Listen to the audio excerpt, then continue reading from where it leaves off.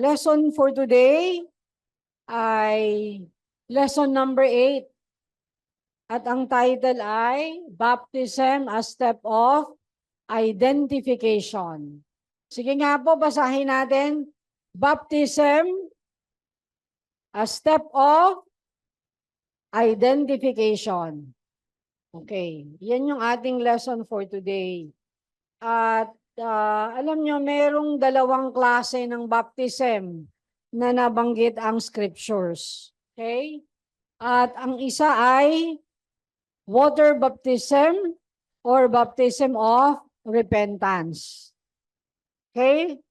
Sino dito ang mga nabaptize na in water? Ayan, 3. Kayong dalawa, 4, 5. Ate Remy, Ate Rosana, nabaptize na kayo in water? Okay. So lahat nabaptize na in water. At ang baptism in water ay 3 beses pa, no? Pwedeng umulit kasi, no? Ang water baptism, ang ibig sabihin niya ay baptism of repentance. Okay? And then, the other one is the baptism in the Holy Spirit or the baptism in the name of the Father, of the Son, and of the Holy Spirit. So mamaya ma-explore natin yan. At alam nyo ba, importante na maintindihan natin pareho ang dalawang klase ng baptism na ito. Kasi kung hindi natin ito naiintindihan, ang tendency ay i-mix natin ito. So minimix. Minsan hindi mo naiintindihan ang binabanggit mo, baptism in the Holy Spirit pala, pero water baptism ang intindi mo. O ang sinasabi mo naman ay water baptism, pero baptism pala yon in the Holy Spirit. So we have to understand na ito ay magkaiba. Tandaan po natin na magkaiba ang dalawang klase ng baptism. Huwag nating pinagsasama ang dalawang ito kasi kung hindi, magke-create ito ng confusion. Okay? Magkakaroon ng confusion. So hayaan natin na ang salita ng Diyos ay i-enlighten tayo. Okay, so comparison between baptism in water and baptism in the Holy Spirit. Now, ang water baptism, Diyos ang nagplano niyan, hindi si John the Baptist. And the medium is water. Literal na tubig. Okay? Literal water. Now, sa 4 Gospels, sa Matthew chapter 3, Mark chapter 1, Luke chapter 3, and John chapter 1, diniscuss ang water baptism at binanggit din naman doon ang baptism in the Holy Spirit. So binanggit din. Number 1, initially and significantly, iniutos ng Diyos kay John the Baptist na gawin ang water baptism bilang daan or way upang ipakilala ang ipinadala niyang tagapagligtas o Messiah. So that's God's way of revealing to the world that here He is, Jesus the Savior. And in fulfillment, sa gitna ng pagbabautismo ni John the Baptist, dun sa mga taong nagsilapit sa kanya sa Jordan River, dumating si Jesus na nanggaling pa sa Galilee at ang sabi ng studies, He traveled on foot. Naglakbay ang Panginoon ng naglalakad lang kasi wala pa namang means of transportation nung araw. And it took Him 150 miles approximately to reach the Jordan River. So ang layo, hindi natin alam kung ilang araw naglakad ang ating Panginoong Hesus dito. Hindi rin natin alam kung mag-isa lang siyang naglakad, kung wala siyang kasama. Kasi most probably, wala nga dahil hindi pa niya tinatawag yung kanyang disciples. So most probably mag-isa siya.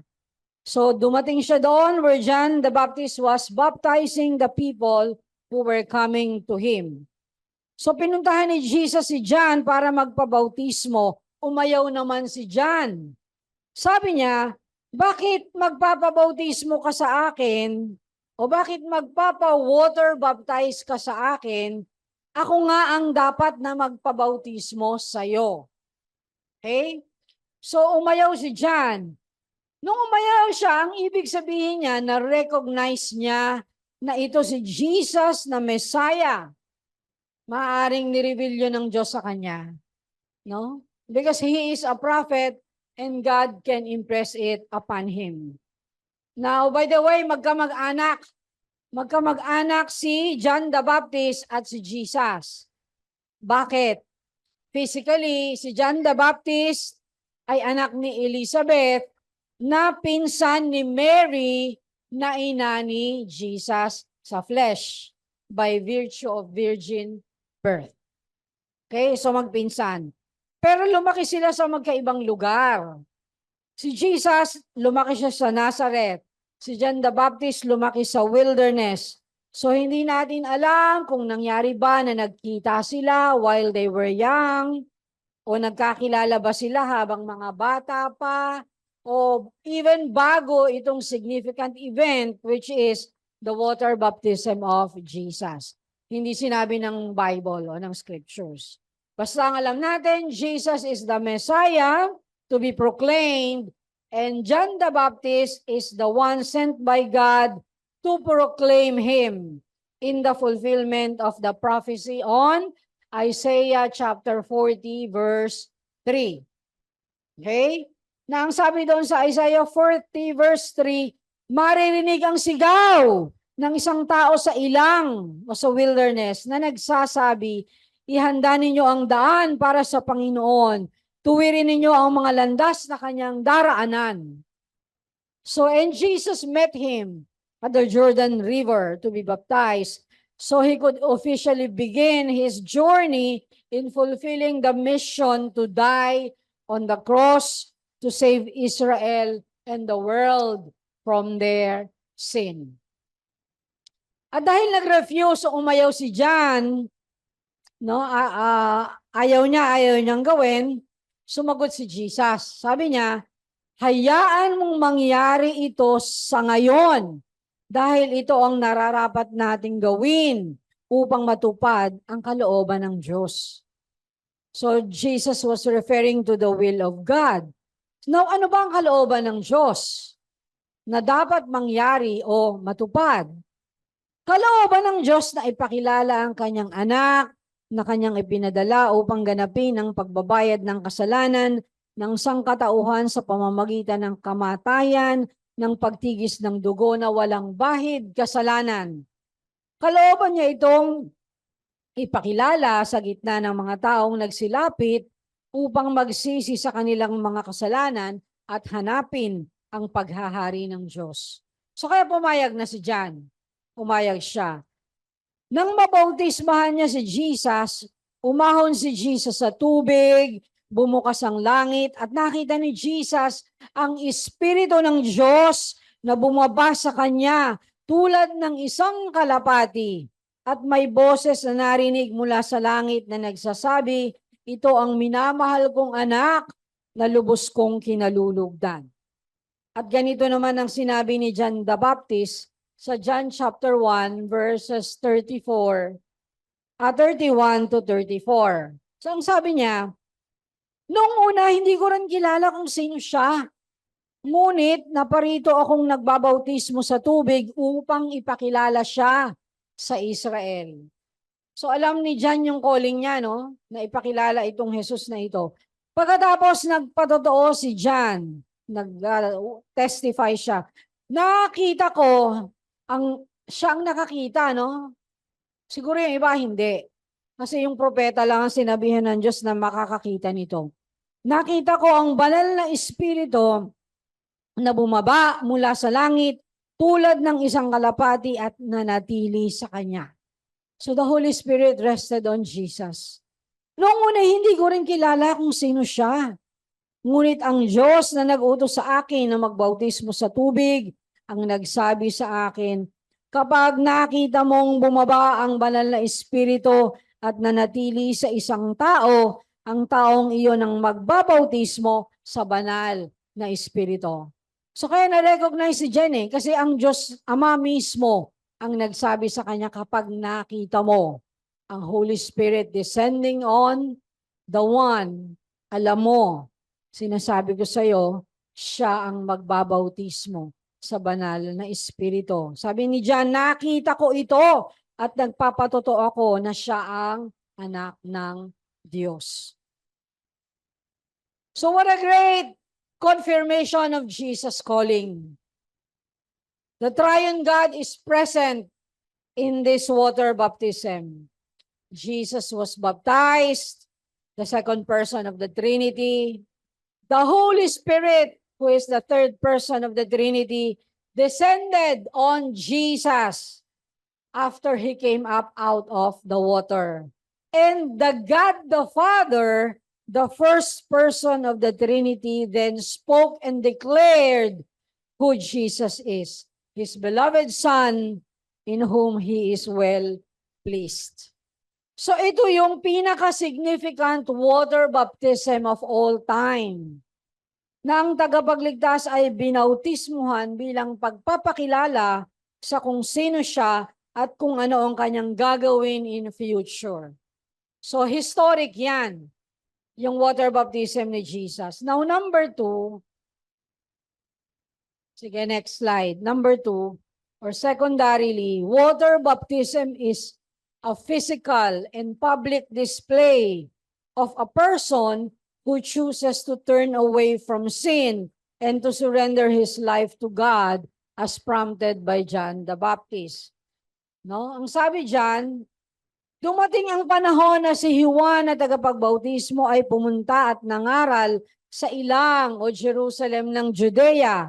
Ito ang kanyang sinasabi, magsisi na kayo sa inyong mga kasalanan dahil malapit na ang paghahari ng Diyos. Yan ang sabi sa Matthew chapter 3 verses 1 to 2.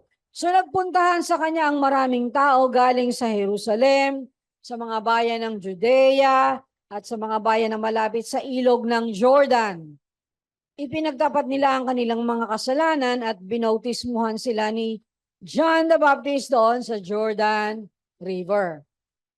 So, yan yung panawagan ni John, na tinugon ng mga taga-Jerusalem, taga-Judea, and nearby towns in Jordan. Pumunta sila sa Jordan River at nagpabaptize kay John the Baptist, signifying their decision to repent of their sins and to seek to be ruled by God. Pero, may mga dumating din na hindi totoong nagsisisi sa kanilang mga kasalanan. Nadala lang ba ng trending? Kasi nga uso that time, nung panahon ni John the Baptist, ang dami kasing nagpapabaptize.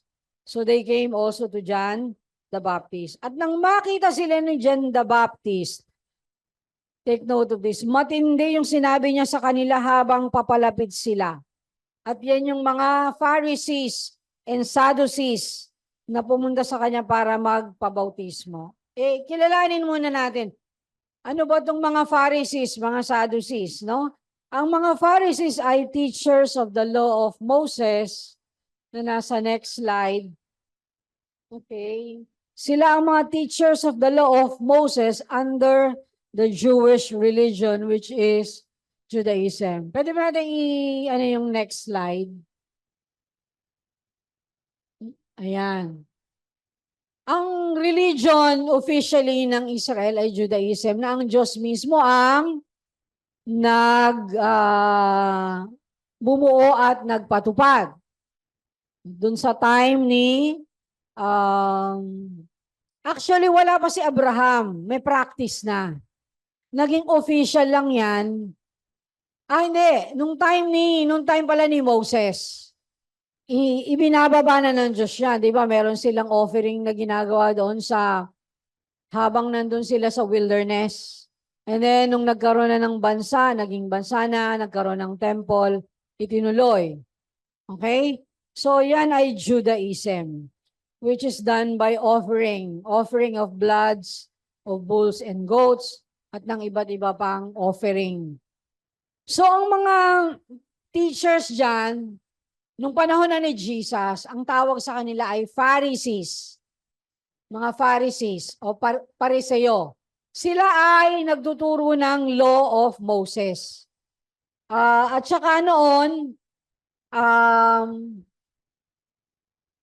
nangyayari yung mga pagtuturo na yan sa either sa temple or sa mga sinagoga. Kumbaga yung synagogue, ito na yung naka-deputize na. Parang home church. Naka-deputize na.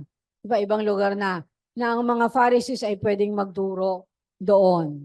So ano naman ang mga Sadducee? Ang mga Sadducee ay mga isang panibagong sekta nung panahon ni Jesus na binubuo ng mga aristocrats, ng mga mayayaman nung panahon na to. At sabi ay sobrang yaman ang mga ito at corrupt. Okay? So, halimbawa sa atin, ang Roman Catholicism ang tinutukoy na mayamang church. Kasi diyan pumupunta yung mga mayayaman ng bansa. Okay? Dito sa ating bansa. So, another religious sect siya sa Israel. At sabi ni John sa kanila, ito, sa another slide, pakinggan natin to. Halimbawa, Pariseo ka, halimbawa, Sadducee ka, ito ang narinig mo. Kayong lahi ng mga ahas! Kayong lahi ng mga ulupong! Sino ang nagsabi sa inyo na makakaiwas kayo sa darating na parusa ng Diyos? Kung tunay na nagsisisi kayo sa inyong mga kasalanan, patunayan ninyo ito sa inyong mga gawa. Huwag ninyong isipin na hindi kayo mapaparusahan dahil mula kayo sa lahi ni Abraham. Tandaan ninyo, kahit ang mga batong ito'y referring to stones, no, maraming stones siguro doon, habang of course, doon sa dagat lang may stone, di ba? No, kahit ang mga batong ito'y magagawa ng Diyos na maging mga anak ni Abraham. Tandaan ninyo ngayon pa lang ay nakaamba na ang palakol para putulin ang mga puno. Ang mga punong hindi namumunga ng mabuting bunga ay puputulin at itatapon sa apoy. Very strong yun, ha? Ikaw nga, kayong lahi ng mga ahas, kayong mga lahi ng ulupong. Ang mga salitang ito ni John the Baptist ay actually paghusga. It refers to the judgment of God against fake religiosity and against so much pride for being a chosen people of God. Yumabang kasi ang Israel, lalo na yung mga religious leaders, for being called the chosen people of God. Kaya nga ayaw nilang magpa-under sa Roman Empire eh. Nilalaro lang nila ang Roman Empire.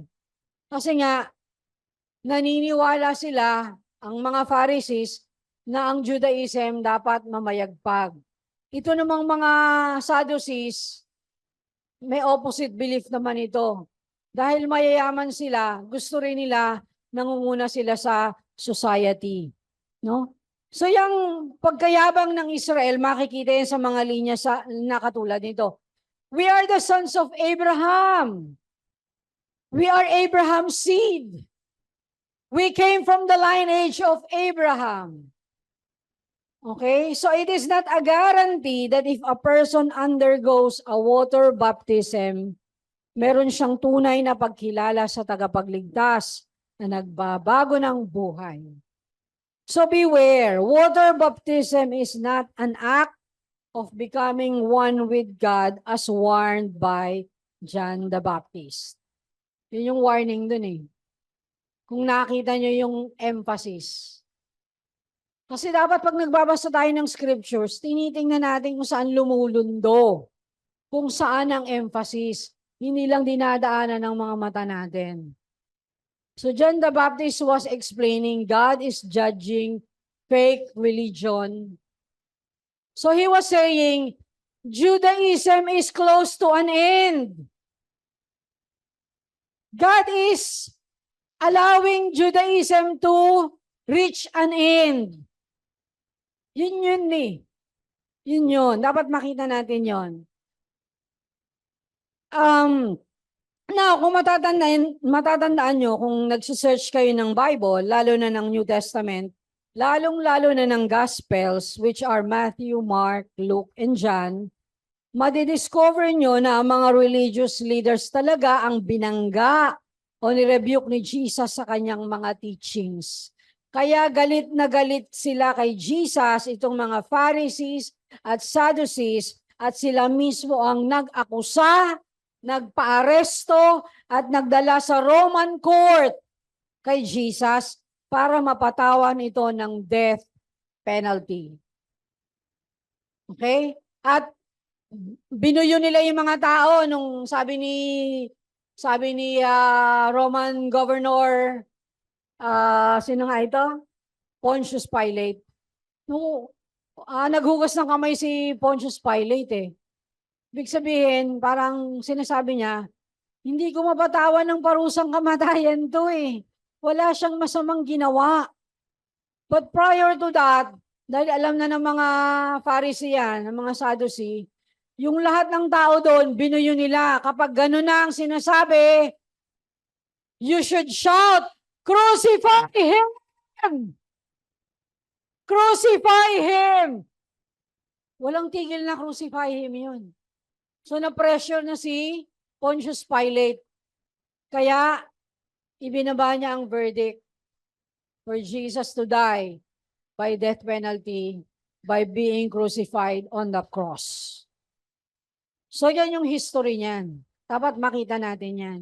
Hindi yung inaalala mo lang si Jesus na namamatay tuwing mahal na araw. You should see the worth of the sacrifice of Jesus. And then letter B, shift tayo, baptism in the Holy Spirit. Ang Diyos din ang nagplano nito. Kung pinlano niya ang water baptism, pinlano din niya ang baptism in the Holy Spirit, and the medium is fire. Figuratively naman. Kung kanina literal yung water sa water baptism, dahil literal na nandoon sa dagat si Jesus at yung mga nagpabautismo pa, dito naman figurative. Figurative. After na dineliver ni John the Baptist ang mga salitang ito laban sa religious hypocrisy and racial pride ng Israel, nag-segue o lumiko si John the Baptist sa sequel ng water baptism. So may sequel. May episode number, may season 2 ang water baptism. At tandaan nyo, kahit man kayo manood ng pelikula o ng drama, kapag may sequel o kasunod, part 2 o season 2, ang ibig sabihin, mayroong ini-introduce na panibago at final na final na ibig sabihin nung nauna. Ganun yon. So God is slowly shifting our minds and hearts to understand the deeper meaning of that literal thing that He has introduced. So God is now explaining the water baptism. Yun eh. Dapat makita natin yun eh. So listen again to what John the Baptist is telling. Sabi niya, binabautismuhan ko kayo sa tubig bilang tanda ng inyong pagsisisi. Ngunit, segue. Ngunit, may isang darating na kasunod ko, mas makapangyarihan siya kaysa sa akin, ni hindi ako karapat-dapat na maging alipin niya. Babautismuhan niya kayo sa banal na espiritu at sa apoy, tulad siya ng isang taong nagtatahip upang ihiwalay ang ipa sa butil. Ilalagay niya ang mga butil sa bodega at ang ipa ay susunugin niya sa apoy na hindi mamamatay kailanman. Matthew chapter 3:11-12.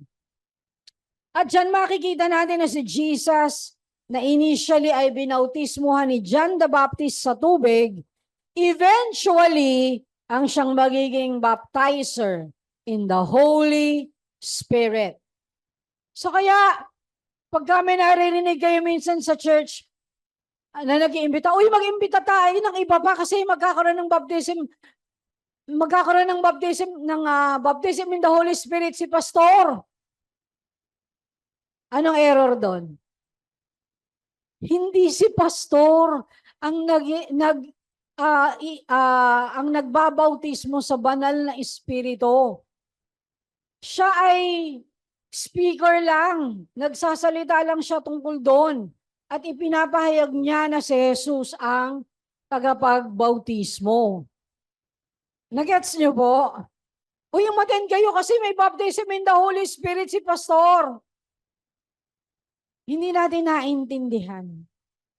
Hindi natin naintindihan pag gagano ng imbitasyon natin. Kasi hindi ang tao ang nagbabaptize in the Holy Spirit. So now, alam nyo ba na 6 times nabanggit sa scriptures ang Jesus will baptize in the Holy Spirit. So Matthew 3:11, Mark 1:8, Luke 3:16, John 1:33 to 34, Acts 1:5, Acts 11:16. So 6 times na sinabi that Jesus will baptize in the Holy Spirit. So balikan natin yung sinabi ni John the Baptist sa John chapter 1 verses 33 to 34. Sabi niya diyan, nung una, inuulit lang natin to kasi nabasa na natin to kanina. Ina-emphasize natin kaya natin inuulit. Nung una, hindi ko rin kilala kung sino siya. Ngunit ang Diyos na nag-utos sa akin na magbautismo sa tubig ang nagsabi sa akin, kapag nakita mong bumaba ang banal na espiritu at nanatili sa isang tao, ang taong iyon ang magbabautismo sa banal na espiritu. Nakita ko ito at nagpapatotoo ako na siya ang anak ng Diyos. So here, John the Baptist is saying Jesus is the one who will baptize with the Holy Spirit. Sabi, ang taong iyon ang magbabautismo sa banal na espiritu. So, maaaring tanong natin, kailan nagbaptize si Jesus sa Holy Spirit? Hindi siya nagbaptize in the Holy Spirit sa loob ng 3.5 years during His earthly ministry. Ang sabi niya sa disciples niya after ng resurrection o before siya nag-ascend o umakyat sa langit, sabi niya sa Acts 1 verses 4 to 5, do not leave Jerusalem, but wait for the gift. Ano yung regalo na yon? The gift my Father promised, which you have heard me speak about. For John baptized with water, but in a few days, you will be baptized with the Holy Spirit. So, ilang araw lang mula ngayon, mababautismuhan kayo sa banal na Espiritu. Bakit may delay? Bakit kailangan maghintay ng mga disciples na mga ilang araw pa? Now, the Gospel of John gives us the answer. Sabi, Jesus must first be glorified. Now, si Jesus merong sinabi sa John chapter 7, verses 37 to 39. Kailangan maintindihan natin to. Nung dumating ang huli at pinakamahalagang araw ng pista, yung Feast of the Passover, tumayo si Jesus at sinabi ng malakas doon sa crowd, no? Ang sino mang nauuhaw at ay lumapit sa akin at uminom, sapagkat sinasabi sa kasulatan na dadaloy ang tubig na nagbibigay buhay mula sa puso ng sumasampalataya sa akin. Ang tubig na tinutukoy ni Jesus ay ang banal na espiritu na malapit ng tanggapin ng mga sumasampalataya sa Kanya. Hindi pa na ipagkaloob ang banal na espiritu ng panahong iyon dahil hindi pa nakabalik sa langit si Jesus. So mangyayari yung baptism in the Holy Spirit after ng glorification ni Jesus, which is in ascension. Pagpabalik na siya, ibilang ang ilang araw, He will visit His church and He will baptize them in the Holy Spirit. So yan ay natupad sa Acts chapter 2, verses 1 to 4 na nasa next slide. Ito ang katuparan. Ito ang fulfillment ng baptism in the Holy Spirit. Pagdating ng araw ng pista na tinatawag na Pentecostes o the Feast of the Pentecost o after 50 days nung the Feast of the Passover, bumilang ng 50 days. Because Pente or Penta means 50. Okay, so bumilang ng 50 days. Pero syempre naka-ascend na ang Panginoong Yesus nito, so ilang araw na lang ay magpe-Pentecost na. So nagtipon ang lahat ng mananampalataya sa isang bahay. So isang bahay. Habang nagtitipon sila, bigla na lang silang nakarinig ng ugong mula sa langit. May ugong. No? May ugong na narinig sila. Na katulad ng malakas na hangin. Paano ba umihip ng malakas na hangin? No? Malakas daw. Umihip ang malakas na hangin. At puro ugong na lang ang kanilang narinig sa bahay na kanilang pinagtitipunan. Pagkatapos may nakita silang mga ningas ng apoy. Mga ningas na ng apoy na parang mga dila na kumalat at dumapo sa bawat isa sa kanila. Hindi ko alam kung itong mga nasa bahay na ito ay kung ilan So kung ilan itong nabaptize in the Holy Spirit. Ang sabi, napos mo silang lahat ng banal na espiritu at nakapagsalita ng iba't ibang wika na hindi nila natututunan. Hindi nila alam kung ano yung sinasalita nila.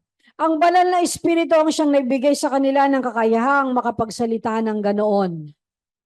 Now, this is the baptism in the Holy Spirit done by the glorified Jesus. And this is evidenced by the gift of speaking in tongues, which shifted to Peter's first powerful preaching of the gospel, where 3,000 people were baptized and were saved. Narinig sila. Kasi that time, nung Feast of the Pentecost, maraming pumunta na iba't ibang lahi doon sa Jerusalem. At ito, narinig nila itong mga nagsasalita ng iba't ibang wika. At ang sabi nila, hindi pa mga lasing yung mga yan, kung ano-ano pinagsasabi. Sabi ng mga skeptics, critics. Pero sabi naman ng iba, hindi, wala pang ano bang time yun? Wala pang 9:00? Hindi ko matandaan yung oras, no? May oras pala ng lasingan. May oras pala ng inuman, ano? Kasi hindi, wala pang ano eh. Oo. So, ang sabi, itong mga taong ito ay pinagpahayagan ni Pedro. This was the opening of the early church. Unang salbo, unang pagpapakilala na si Jesus ay tagapagligtas sa maraming tao. At ang dami palang visitors sa Israel noon. Kasi 3,000 ang na-born again. 3,000 ang naligtas. At mga nagpabautismo rin. I don't believe na ang 3,000 ito ay winater baptize nila. Napakarami ng 3,000 at malayo ang Jerusalem doon sa Sea of Galilee o sa Jordan River para magkaroon ng water baptism. So I believe they were also baptized in the Holy Spirit because they have believed on the Lord Jesus Christ as their personal Lord and Savior. At sabi ni Pedro, fulfillment ito ng prophecy ng Diyos sa Joel chapter 2 verses 28 to 32. So basahin na lang sa bahay. Pero ang sabi dyan, God said, I will pour out my spirit on all people, on my servants, both men and women. Sinabi, both men and women. Nung time na to, merong tinatawag na, ano nga yun, yung kapag merong hindi kasali lagi ang babae. Ano ba sa English yun? Yung merong, ano nga yun, mean? Oo, hindi lagi kasali ang babae. Oo, tama. Discrimination. Nung time na to, sa culture na to, discriminated ang babae. At saka matagal bago natanggap ang mga kababaihan kahit man sa ibang bansa. Okay? So, itong culture na to, hindi tanggap ang babae. Pero sabi ng Lord, sabi ng God, I will pour out my spirit on all people, on my servants, both men and women. I will pour out my spirit in those days and they will prophesy. They will prophesy. Kaya hindi Hindi tama yung sinasabi na ang babae hindi dapat mag-preach ng gospel. Kasi sa Old Testament pa lang, sinabi na ng Diyos they will prophesy. And prophecy or preaching the gospel cannot be done on your own power. It can only be done by the power of the Holy Spirit. So the glorified Christ has done what was said of him. He will baptize in the Holy Spirit, and it happened in Acts chapter 1, verses 4 to 8, and in Acts 2, verses 1 to 4. So on the day of Pentecost, Jesus did indeed baptize with the Holy Spirit. He gave the Spirit for all God's people, not just those present on Pentecost, but for all future generations of God's people.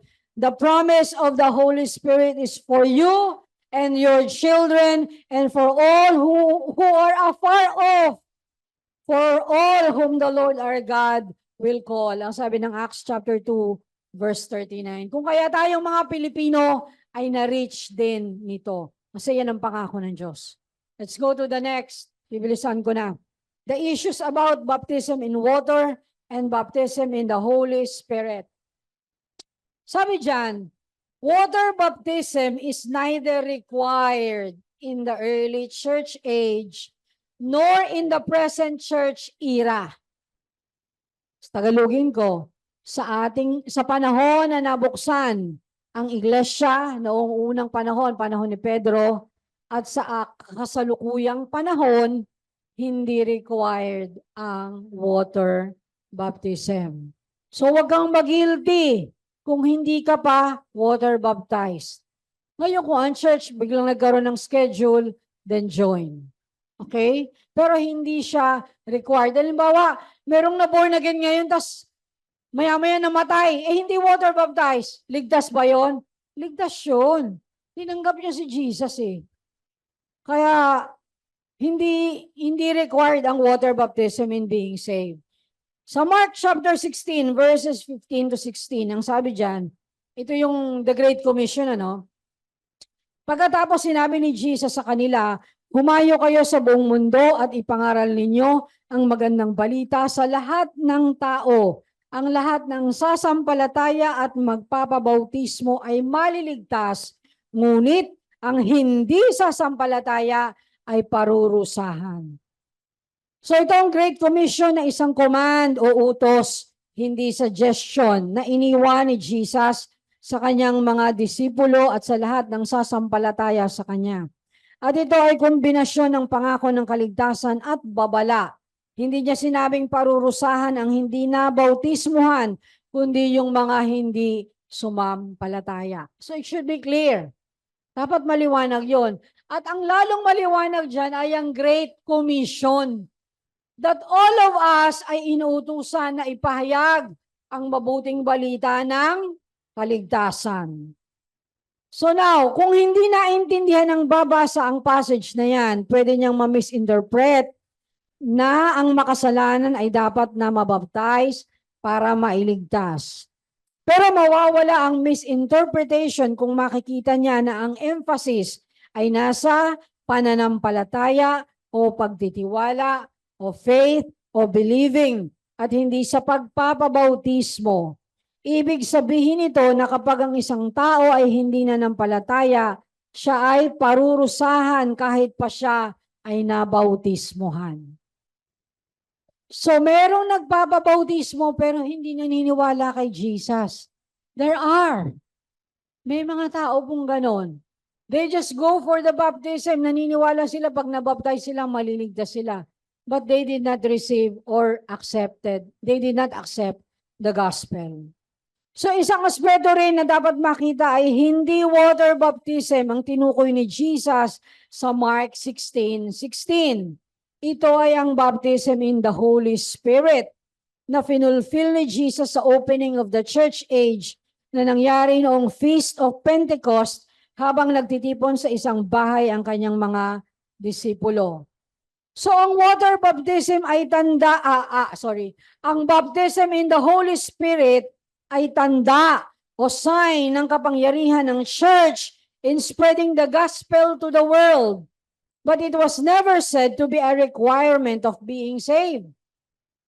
Still, salvation is only guaranteed by the Savior's finished work of sacrifice on the cross, which all sinners must believe in order to be saved. Tama po? Naintindihan po natin?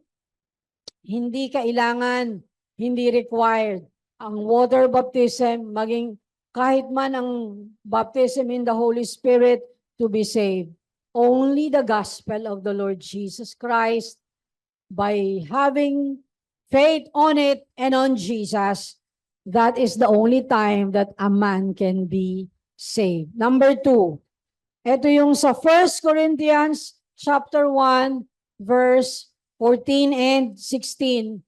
The next slide.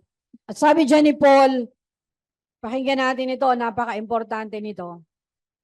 Salamat sa Diyos at wala akong binautismuhan sa inyo maliban kina Crispus at Gaius.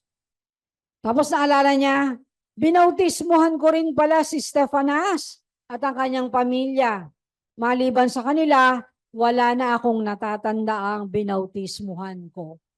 Si Apostol Pablo yan siya ang nagsasabi niyan.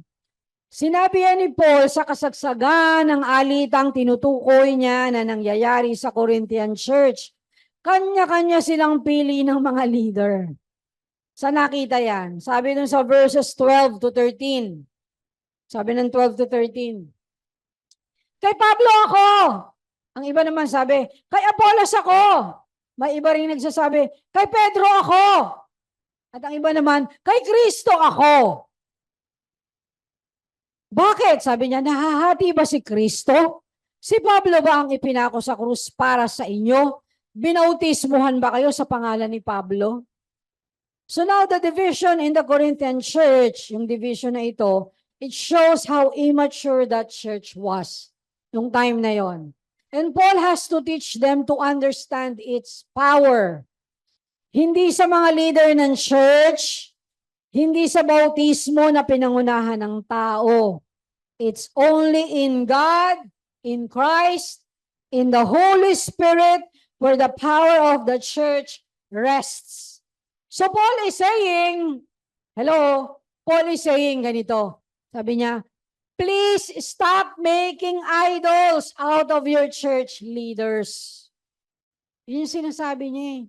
Huwag naman kayong gumawa ng mga idol dyan out of your church leaders. No? Na kapag may baptism, si pastor pala ang magbabautismo. That's idolatry. Di ba? Hindi mo naiintindihan na ang Diyos lang ang nagbabautismo sa banal na Espiritu at yan ay si Jesus. Kaya, mainam na hindi nakapagbaptize ng marami si Paul. Na most probably in water.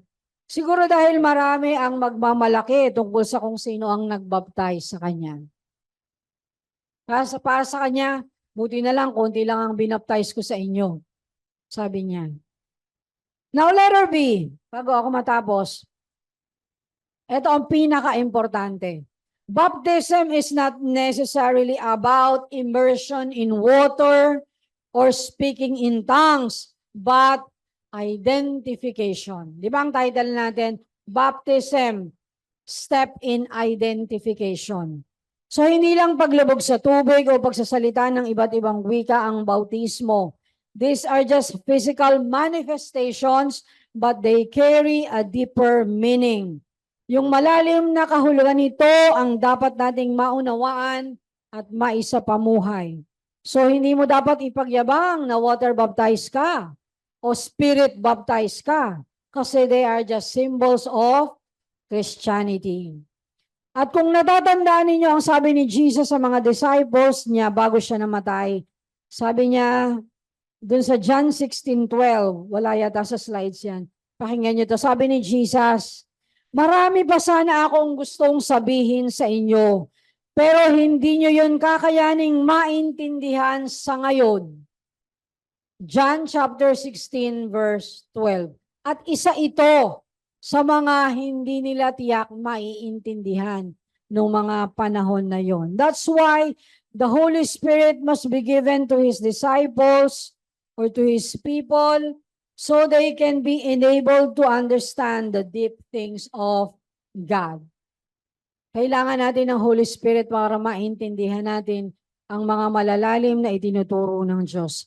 At ginamit ng Diyos si Apostle Paul at iba pang writers ng New Testament to let us know and understand further what He means with a new life in Christ. Pero ito ang mga sa unang salita ni Jesus patungkol dyan na nasa Matthew chapter 28 verse 19. Dapat kabisado rin natin tong verse na to. Sabi ni Jesus sa mga disciples niya, kaya puntahan ninyo ang lahat ng mga lahi at gawin silang mga tagasunod ko. Ang command sa kanila, hindi lang sila sa Jerusalem magpipreach, hindi lang sa Judea, hindi lang sa Samaria. Ang sabi na Acts 1:8, to the uttermost parts of the earth. Kaya yung mga disciples, na-scatter na yan during the persecution.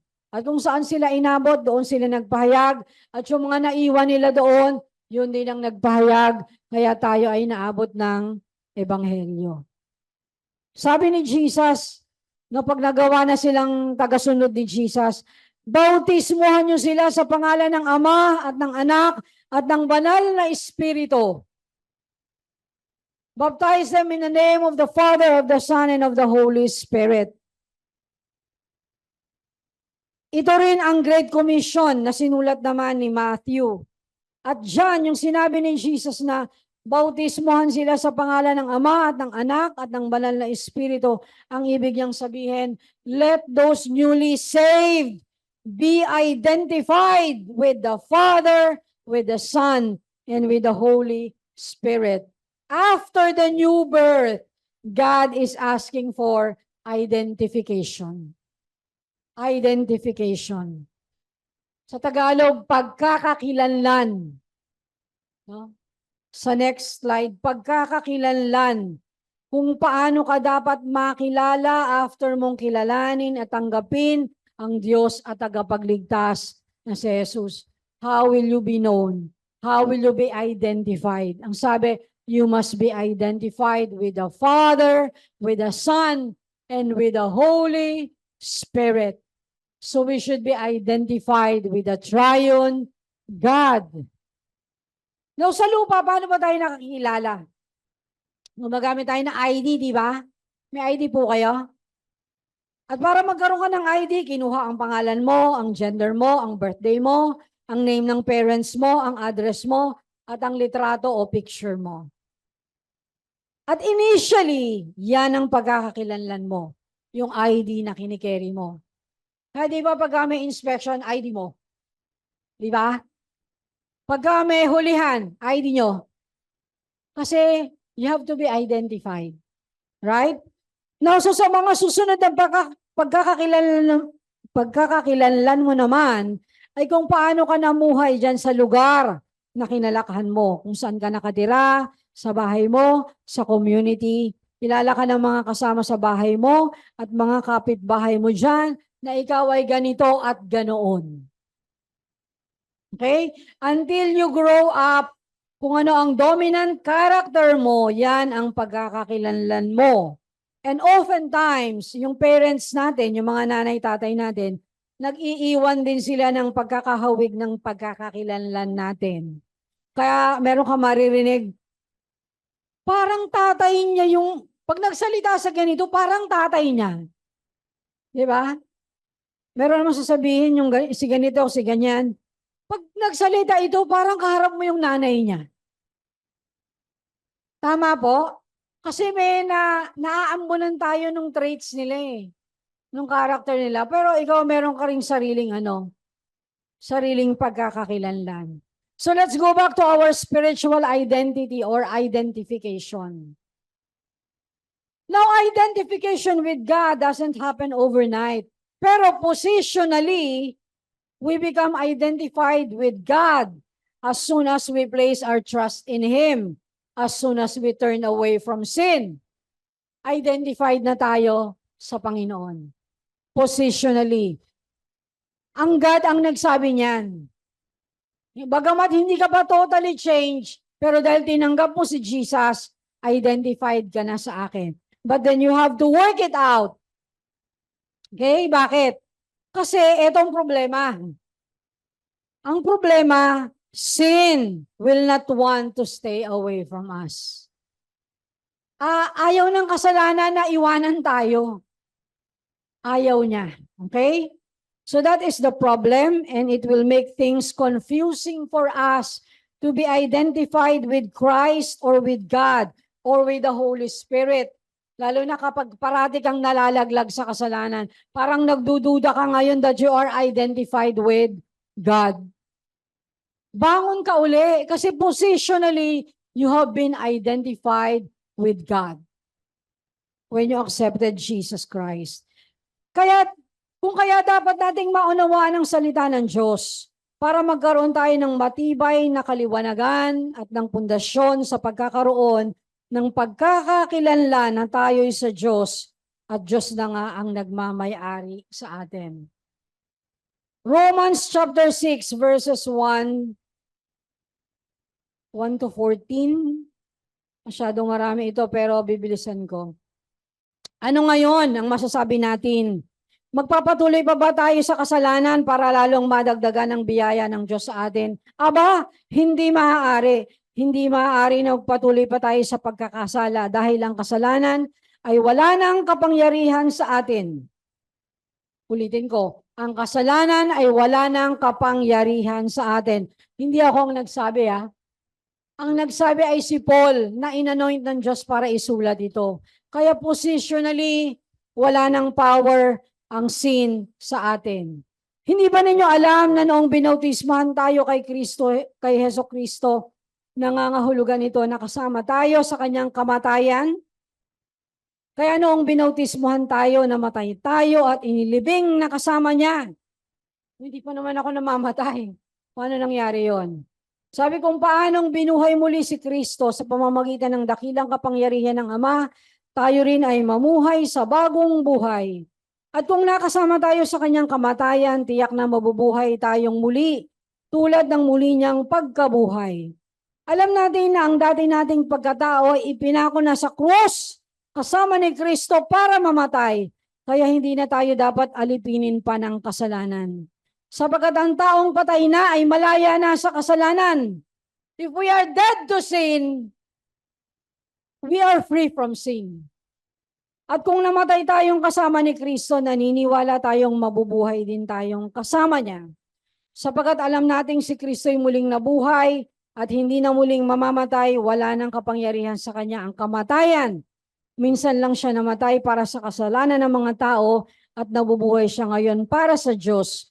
At dahil na kay Kristo Jesus na tayo, ituring ninyo ang inyong mga sarili na patay na sa kasalanan at nabubuhay na para sa Diyos.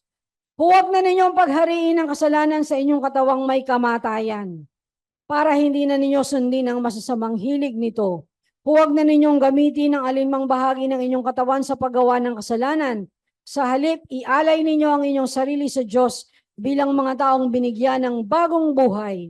Ilaan ninyo sa Diyos ang inyong katawan sa paggawa ng kabutihan, sapagkat hindi na dapat maghari pa sa inyo ang kasalanan, dahil wala na kayo sa ilalim ng kautusan, kundi sa ilalim na ng biyaya ng Diyos. Now, dyan merong 4 na katotohanan na na-raise.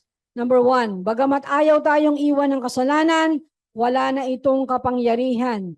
Sin is no longer powerful and is now powerless. Number 2, ang ibig sabihin ng bautismo kay Kristo ay namatay at inilibing tayong kasama niya. Hindi literal na namatay at inilibing tayong kasama niya. So take this on a higher level of spiritual understanding. Isipin mo na habang pinagbabayaran ni Jesus sa krus ang iyong mga kasalanan, kasunod niyan ang paglilibing ng ating mga kasalanan. Our sin is paid on the cross and should never rise again. Number 3, noong binabayubay sa krus ang Panginoong Jesus, hindi lang substitution ang nangyari. It was identification. Jesus identified with our sin. Kinuha niya ang ating mga kasalanan at inilagay sa kanya. At doon sa krus ay pinagbayaran niya ang ating mga kasalanan. If Jesus identified with our sin, so we should identify ourselves in a new way of living for Him. Dapat tayong makilala na kay Kristo na at ang katibayan niya ay ang bautismo sa kanyang pangalan, sa pangalan ng Ama at ng banal na Espiritu. Ang buhay ng Diyos ay nasa ating buhay na ang galaw, ang isip, ang puso, ang buong pagka-Diyos niya ay hinuhulma na sa atin araw-araw. And the last, ang resurrection o pagkabuhay na muli ng Panginoong Hesus ay kapangyarihan natin upang mamuhay sa bagong buhay. At dahil na kay Hesus na tayo, patay na tayo dapat sa kasalanan at nabubuhay na para sa Diyos. At para maging katotohanan, ito sa ating mga buhay, hindi na natin dapat paghariin pa ang kasalanan. Hindi na tayo dapat magpatuloy pa sa pagkakasala dahil wala na itong kapangyarihan sa atin.